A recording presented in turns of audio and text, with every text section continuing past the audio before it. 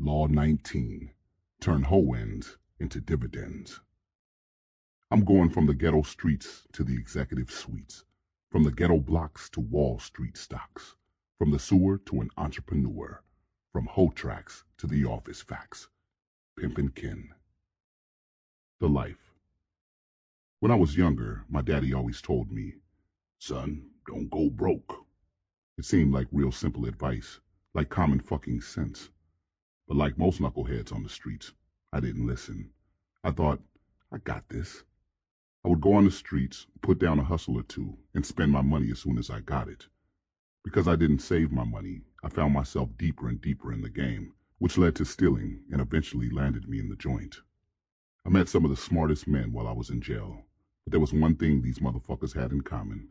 As intelligent as they were, they, like me, didn't have a game plan, and that's what landed them there.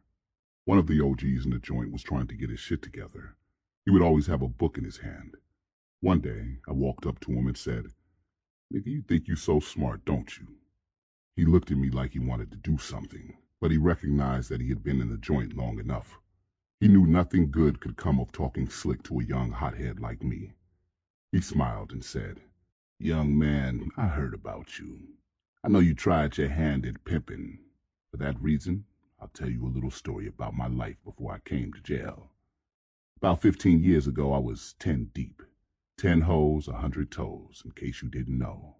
I had a brand new Cadillac and was getting 40 G's a week. I owned 3 mansions and went shopping like a Muslim prays, 5 times a day. I had 10 sets of jewelry. I changed jewelry 10 days a week.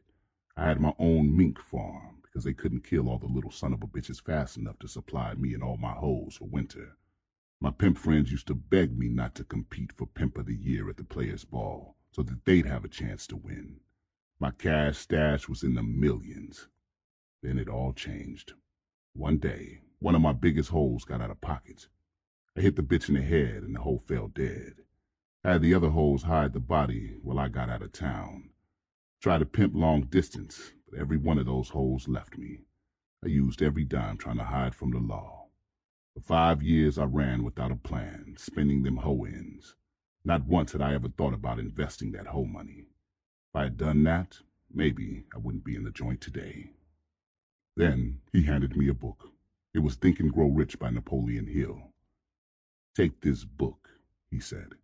"This book will change your life and uplift your pimping to a level these suckers will never understand. Pimp on a hoe until the wheels fall off the bends, but at the same time, take your money and invest it in a business, in real estate. Open up some type of store." After I got released from jail, I took that OG's advice and got my money right. I opened up a grocery store and a clothing store, and I invested in real estate.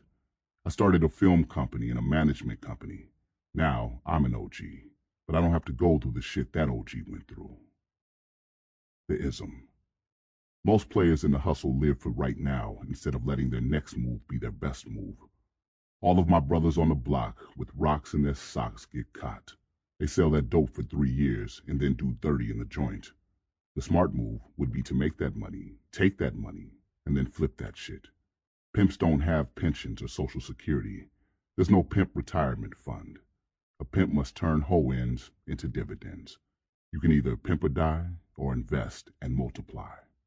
You need to have an end game. Turn your dollars into hoes so that your money will be working for you instead of you working for it. Have that money out on the track, breaking itself every single day. The wealth you have today can be gone tomorrow if you don't invest and prepare for the future. Even the Bible tells a story that concludes, "I tell you that to everyone who has, more will be given. But as for the one who has nothing, even what he has will be taken away." You not only have to avoid spending all your money, but even just saving it is not enough. You have to grow your wealth.